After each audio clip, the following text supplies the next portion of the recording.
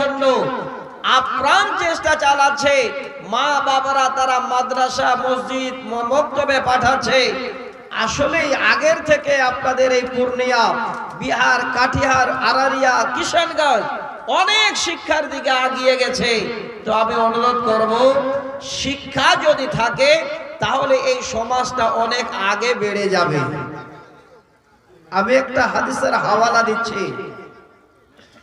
এই শিক্ষাকে কেন্দ্র করে সহিহ বুখারীর হাদিস, আপনারা যে ছেলে মেয়েদের শিক্ষিত করছেন তাতে লাভ আপনাদের সমাজের কি হবে? আপনারা যে ছেলে মেয়েদের ভালোভাবে শিক্ষা প্রতিষ্ঠানে পাঠাচ্ছেন, আপনাদের জাতির ভবিষ্যৎ আগামী দিনে কি হবে? একটি বুখারীর হাদিস সহিহ সানাদে আপনাদের সামনে আমি উল্লেখ করছি। আমার বক্তব্যের প্রারম্ভে প্রথমে আপনারা শুধু কালে হাদিসটা একটু শুনবেন, আর এক মাস পরে খুব ভালো করে শুনবেন।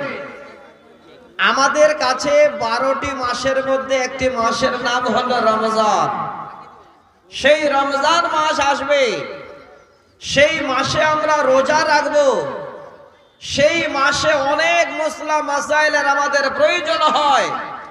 এবার আলেম ওলামাদের কাছে আমরা জিজ্ঞাসাবাদ করি, এমন কিছু মসলার প্রয়োজন আছে, এমন কিছু জিনিস জানার প্রয়োজন আছে যে নারীরা তারা কেমন করে গিয়ে একজন আলেমের সামনে এই সম্পর্কে জিজ্ঞাসাবাদ করবে।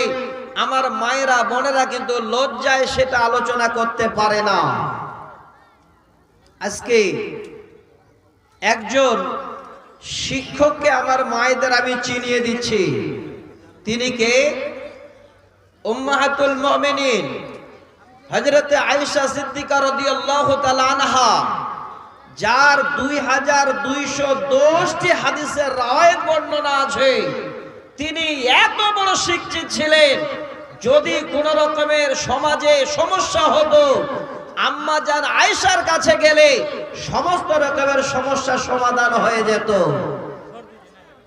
হাদিসটা কেমন? মা জননী যারা বসে আছেন পর্দার আড়ালে খুব ভালো করে শুনবেন। হযরতে আনাস রাদিয়াল্লাহু তাআলা আনহু হাদিসের রাবী, তিনি বর্ণনা দিচ্ছেন, একজন আনসারী নারী, আনসারী একজন খাওয়াতিন, আনসারী একজন আওরাত আল্লাহর রাসূলের কাছে গিয়ে একটা মাসলা জিজ্ঞাসা করছে। সহিহ বুখারীর হাদিস। মাসলাটা কি? নবী গো, আমরা হলাম মেয়ে মানুষ, আমাদের প্রতি মাসে মাসে পিরিয়ড আসে, আমাদের প্রতি মাসে মেন্স হয়, আর সেখানে আমরা সেই পিরিয়ড থেকে মেন্স থেকে কিভাবে পবিত্রতা অর্জন করব এই সম্বন্ধে আমার ধারণা নাই। তাই আমি আপনার কাছে আসলাম। ওগো আল্লাহর নবী, আমাকে বলে দিন আমি কেমন করে আমার পিরিয়ড থেকে পাক হব। শিক্ষিত যদি মায়েরা হয়, বোনেরা হয়, যদি আলেমা হয়, হাফেজা হয়, তাহলে সমাজের কত লাভ। এই হাদিসটা খালি আপনাদের শোনাচ্ছি। প্রথমে ভূমিকায় আল্লাহ রাসূল কথাটা শুনলেন, লজ্জা পাচ্ছেন যে কি করে আমি খুলে বলবো। নবীজি তখন ওই মেয়েটাকে ইশারা করে বলছে, ওরে আল্লাহর বান্দে, খুঁজে ফিরসাতান মিন মিসকে ফাতাতাহারি বিহা, তুমি যাও, যখন তুমি পিরিয়ড থেকে পরিপূর্ণ পিরিয়ড থেকে ফারাগ হয়ে যাবে, পিরিয়ড শেষ হয়ে যাবে, ওই সময় তুমি কিছু তেনা বা কিছু তুলা নিয়ে সুন্দর করে পরিষ্কার করে তুমি পবিত্রতা অর্জন করবে। আল্লাহ রসুল বুঝিয়ে দিলেন, কিন্তু খুলে বলতে পারেন না। একজন নারী তো, আল্লাহ রসুল শিক্ষা দিচ্ছেন, যাও খুঁজি ফিরসাতাম মিন মিসকি ফাতাত্তাহারি বিহা, তুমি গিয়ে সম্পূর্ণ পরিষ্কার করে এবার পবিত্রতা অর্জন করো। মেয়েটি আল্লাহ রসুলের কথা শুনে এবার দাঁড়িয়ে বলছে, ইয়া রাসূলুল্লাহ আতাত্তাহারি বিহা, ওগো আল্লাহর নবী, আমি কেমন করে পবিত্র অর্জন করব, পবিত্র হব আমি বুঝতে পারি নাই, আমাকে একটু ভালো করে বলো, আমি কেমন করে এই জায়গা থেকে পবিত্র হব। নবীজি বলছেন, যাও তুমি পবিত্রতা অর্জন করো। মেয়েটি আবার বলছেন, কাইফা, কেমন করে, আমার তো জানা নাই। দেখেন শিক্ষার কত মূল্য, আর শিক্ষা না থাকলে কত বড় সমাজের ঘাটতি। এবার তিনি মহিলা আল্লাহ রসুলকে আবার জিজ্ঞাসা করছেন কেমন করে। আল্লাহ রসুল চট করে বলছে, সুবহানাল্লাহি তাতাহারি, তুমি যাও আল্লাহ রাব্বুল আলামিনের হামদ সানা করে তিনার পবিত্রতা জ্ঞাপন করে। নবীজি বলছেন, তুমি যাও রে আল্লাহর বান্দি, তুমি তোমার ঘরে গিয়ে পবিত্রতা অর্জন করো। মেয়েটি থ হয়ে দাঁড়িয়ে আছে, নিয়ম কানুন বুঝতে পারে না, আর আল্লাহর নবীও একজন মেয়ে মানুষ, তাই এর থেকে বেশি আর খুলেও বলতে পারে না। ঘরের ভিতরে আম্মা জান আয়েশা সিদ্দিকা রাদিয়াল্লাহু তাআলা আনহা ছিলেন। সমস্ত কথা যখন শুনলেন, মেয়েটি যখন কিছুই বুঝতে পারল না, সরাসরি বেরিয়ে এসে আনসারী মেয়েটির হাত এইভাবে আম্মা জান আয়েশা ধরে নিলেন। হাত ধরে নিয়ে টানতে টানতে টানতে নিজের কামরায় নিয়ে গেলেন, ঘরে নিয়ে গেলেন। ঘরে নিয়ে যাওয়ার পরে ওই মেয়েটিকে এবার শিক্ষা দিচ্ছেন আম্মা জান আয়েশা, ও বোন রে আমার, ওরে আল্লাহর বান্দিরে শোনো, আল্লাহর নবী বারবার তোমাকে খুলে খুলে বলল, তারপর যখন তুমি বুঝতে পারোনি, আমি আয়েশা তোমাকে ভালো করে বুঝিয়ে দিচ্ছি। কারণ একজন মেয়ে মানুষ আর একজন মেয়ে মানুষকে বুঝাতে গেলে কোনো লজ্জা থাকবে না। আম্মা জান আয়েশা বলেন, ওরে আমার বোন শোনো, তোমার যখন পিরিয়ড শেষ হয়ে যাবে, যখন তোমার মেন্স বন্ধ হয়ে যাবে, ওই সময় তুমি সুন্দর করে হাতে একটা কাপড় নেবে কিংবা কিছু তোলা নেবে, সমস্ত খুনগুলোকে ভালো করে পরিষ্কার করে দেবে, ওই গোসল তারপরে উযু করে গোসল করে নেবে। এইভাবে করে তুমি পবিত্রতা অর্জন করবে। দেখেন শিক্ষিত নারীর কত দাম। তাহলে আজকে যে কনফারেন্স আপনারা ডাক দিয়েছেন, এই যে শিক্ষামূলক আলোচনা শোনার জন্য চারিদিক থেকে এসেছেন, একদিকে আপনারা, একদিকে আমার মায়েরা, শুধু শোনার জন্য যে আমরা জ্ঞান অর্জন করব কোরআন হাদিস শুনে, আর আমাদের জীবন ব্যবস্থা করব কোরআন হাদিসের উপরে। আলেম ওলামাদের কাছে জিজ্ঞাসা করার জন্য যেতে হবে না, আলেম ওলামাদের কাছে গিয়ে জানতে হবে না।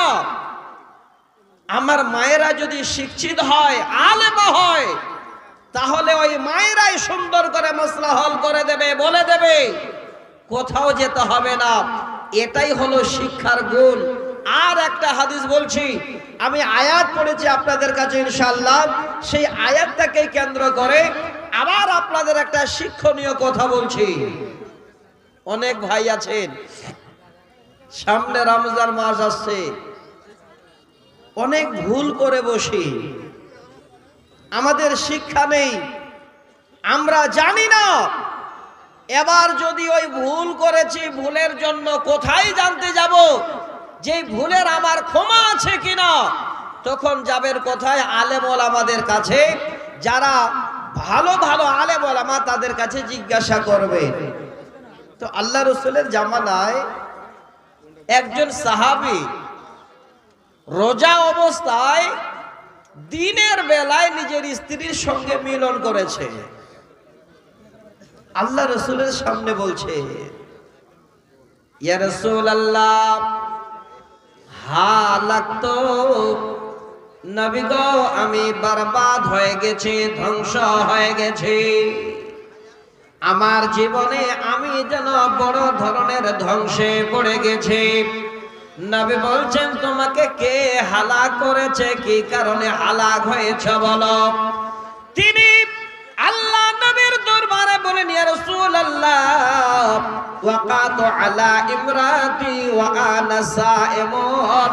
নবীজি, আমি রোজা ছিলাম, আর রোজার হালাতে আমার স্ত্রীকে দেখে আমি যেন দিনের বেলায় আর মন মানতে পারি নাই। আমি আমার বিবির সঙ্গে দিনের বেলায় মিলন করে নিয়েছি। দেখেন, অনেক আলোচনা হবে মসজিদে। রমজান মাস আসার আগে আলেম ওলামারা আপনাদের সব ইঙ্গিত করবেন। আমি শুধু কালে শিক্ষার কি দাম এই কথাটা বুঝাবার জন্য হাদিসটা বলছি। আল্লাহ রাসূল কথাটা শুনলেন, শুনে তখন বলছে, ওরে আল্লাহর বান্দা, এমন তুমি কর্ম করেছো, রোজার হালাতে তুমি তোমার বিবির সঙ্গে জীবনের জন্য আনন্দ করে নিয়েছ। তবে শোনো, এই ভুলের কারণে এই দিনের বেলায় তোমার বিবির সঙ্গে মেলামেশার কারণে আল্লাহর কাছে তোমাকে বড় জরিমানা দিতে হবে। জরিমানা লাগবে, এটা তো জানতে হবে। এটাও তো একটা শিক্ষার বিষয়, শিক্ষণীয় বিষয় যে এবার জরিমানা কি দেব। আল্লাহর কোরআন খুলবেন, সূরা তাহরিমে, সূরা মুজাদেলায় সুন্দর করে জরিমানার কথাগুলো বর্ণনা করানো আছে। আমি ওই দিকে যাব না, কালে হাদিসটা আপনাদের সামনে চট করে বলছি। আল্লাহ রাসূল বলছেন, তোমাকে জরিমানা লাগবে। বলেন, নবী গো, কি জরিমানা লাগবে বলুন। নবীজি বলেন, প্রথম জরিমানা হলো তোমাকে একটা গোলাম আযাদ করতে হবে। তিনি এবার দাঁড়িয়ে বলছেন, ইয়া রাসূলুল্লাহ, আমি অভাবী মানুষ, আমার অর্থ সম্পদ নাই, আমি কেমন করে গোলাম আযাদ করতে পারবো? নবীজি বলেন, এই গোলাম আযাদ যদি করার তোমার ক্ষমতা না হয়, তাহলে তুমি পরস্পর 2 মাস লাগাতার রোজা রাখবে। এটাই হলো তোমার দিনের বেলায় বিবির সঙ্গে মেলামেশার জরিমানা। 2টি মাস একদম পরস্পর কোনো ছাড়াছাড়ি নাই মাঝে। আজ এই রকমের 30 দুগুণে 60 দিন তোমাকে 2 মাস টানা রোজা রাখতে হবে। আবার বলছেন, নবী গো, 1 মাস রোজা ছিলাম, তাতেই আমার স্ত্রীকে দেখে আমি মন মানতে পারিনি। 2 মাস, এটা তো কঠিন হয়ে যাবে নবী। আল্লাহর নবী বলেন, এটাও যদি তোমার জন্য কঠিন মনে হয়, তাহলে তুমি 60 জন মিসকিনকে খাবার দেবে, আহার দেবে। 60 জন মিসকিনকে তুমি একবার খিলিয়ে দেবে। এটাই হলো তোমার জন্য সে যেন জরিমানা। আল্লাহর নবীকে যখন এই কথা শুনে এবার জবাব দিচ্ছেন, নবীজি, আমার ঘরে খাবার নাই, আমি অভাবী মানুষ, আমি কেমন করে 60 জন মিসকিনকে খাবার দেব? আবার যেন কথা আল্লাহ রাসূলের কাছে। ইতিমধ্যে আল্লাহ রাসূল বলছেন, এবার বসে যাও। সাহাবীদের নিয়ে আল্লাহ রাসূল বসে আছেন। ওই মজলিসে একজন আল্লাহ রাসূলের সাহাবী তাড়াতাড়ি করে দৌড়াতে দৌড়াতে এসে কিছু খেজুর নিয়ে এসে আল্লাহ রাসূলকে হাদিয়া দিলেন। নবীজি খেজুরটি হাতে নিয়ে তখন ডাকছেন, ওই রে আল্লাহর বান্দা, যে তুমি ভুল করেছিলে তুমি কোথায় দাঁড়িয়ে যাও? তিনি এবার দাঁড়িয়ে গেলেন, বলেন নবী গো, আমি আপনার সামনে এবার দাঁড়িয়ে গেলাম। আল্লাহর নবী নিজের হাদিয়ার খেজুরটি এবার হাতে নিয়ে বলছেন, ওরে আল্লাহর বান্দা, আমার হাদিয়ার খেজুর আমি তোমাকে দিয়ে দিচ্ছি। এই খেজুরটি নিয়ে তোমার আশেপাশে যতগুলো তোমার দিনী ভাই আছে, বন্ধু আছে, সবাইকে তুমি দিয়ে দাও। এবার সবাইকে তুমি খেজুরটা বিলিয়ে দাও। আল্লাহর নবীকে বলেন, নবী গো, এই খেজুরটি যদি আমি বিলিয়ে দিই, আমার পরিবার এত অভাবে, আমি এত গরিব মানুষ, আমার পরিবার যেন না খেয়ে থাকবে। নবী গো, এই খেজুর যদি বিলিয়ে দিই আমরা আর কিছুই খাবার পাবো না। আল্লাহর নবী ওই কথাটা যখনই শুনলেন, শোনার পরে এবার মুস্কি মেরে হেসে গেলেন। সামনের দাঁত দুটো নবীর যেন বেরিয়ে গেল। নবীজি বলেন, ওরে আমার সাহাবী শুনো রে, যাও যাও যাও, তোমাকে আর এই খেজুর খেলাতে হবে না, কাউকে দিতে হবে না, এই খেজুর তুমি নিয়ে যাও। আল্লাহর নবী সুন্দর করে এবার তিনার সেই সাহাবীকে, আল্লাহর বান্দাকে বুঝিয়ে দিলেন, যদি রোজার মাসে দিনের বেলায় এই ভুল করো, হে আল্লাহর বান্দা, তাহলে তোমাদের এই কাফারা গুলো দিতে হবে। এটাও একটা শিক্ষা। তো আজকে আমরা শিক্ষা অর্জন করি, খুব ভালো করে মন দিয়ে শুনি। আশা করি নারী পুরুষ নির্বিশেষে সবাই আমরা ফিরে আসব এক প্ল্যাটফর্মে। সবাই এসে চাইবো যে আমার ছেলে আমার মেয়ে, আমার ছেলে আমার মেয়ে অবশ্যই সকাল বেলায় মাদ্রাসায় বক্তব্যে যাবে, তারা শিক্ষা অর্জন করবে, আগামী দিনে আমাদের ভবিষ্যৎ উজ্জ্বল হবে। কেন শিক্ষা অর্জন করবেন? আমি আল্লাহর কোরআনের আয়াত পড়েছি, সহিহ বুখারীর হাদিস আপনাদের সামনে পড়েছি, 2843 নম্বর হাদিস। আপনাদের বুঝাবার জন্য, শিক্ষা যদি না আসতো, আল্লাহর যদি এই দ্বীন আমরা না পেতাম, মানুষ যদি শিক্ষিত না হতো, তাহলে এই কথাগুলো একটাও আমরা জানতে পারতাম না। কি কি কথা? আমি 1 মিনিট একটা ইতিহাস শোনাচ্ছি আপনাদের, একটু মনোযোগ সহকারে শুনে নেবেন। আজকে যেমন আপনারা একটা কনফারেন্স করেছেন, তালিমি বেদারি কনফারেন্স, দেখেন কত সুন্দর নাম দিয়েছেন। শুধু আপনারা আমরা দিয়েছি তা নয়, যুগ যুগ ধরে সেই জামানার লোকেরাও এই রকমের তালিমি কনফারেন্স করেছেন। তারা এত বড় নামি দামি শিক্ষণীয় কনফারেন্স করেছেন, কিন্তু তাদের উদ্দেশ্য ছিল আলাদা। কেমন? তারিখটা মনে রাখবেন, 1700 শতাব্দীতে রোম সাম্রাজ্যে একটা এই রকমের তালিমি কনফারেন্স তারা ডেকেছিল, আর সেই কনফারেন্সের নাম তারা উল্লেখ করেছিল কাউন্সিল অফ দ্য উইলস, অর্থাৎ এর মানে হলো জ্ঞানীদের কনফারেন্স, জ্ঞানীদের অধিবেশন, জ্ঞানীদের শিক্ষা বিষয় আলোচনা।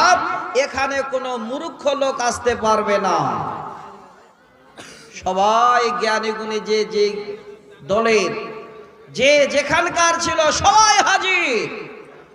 এবার এক জায়গায় বসে শিক্ষিত মানুষেরা, প্রত্যেক জাতির বড় বড় লিডারেরা একত্রিত হয়ে ঐক্যমতে তারা একটা আইন পাশ করলো কি, হু মিন ইজ নো সোল, পৃথিবীর বুকে যত রকমের নারী আছে, যত রকমের খাওয়াতিন আছে, যত রকমের আওরাত আছে, সমস্ত খাওয়াতিনেরা তারা হলো আত্মাহীন, তারা হলো আত্মাহীন, তাদের আত্মা নেই, তাদের জ্ঞান গরিমা নেই।